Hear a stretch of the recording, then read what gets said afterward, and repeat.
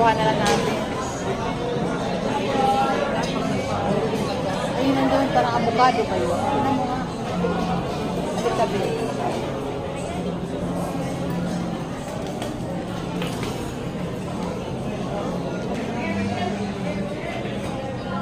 Ay, ito. May avocado. Anong gagawin? Oo, ano pwedeng gawin dyan? Lagyan ng mga asukal din. Oo nga.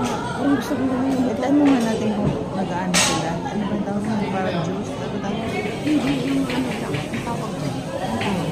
Hindi po. Excuse me.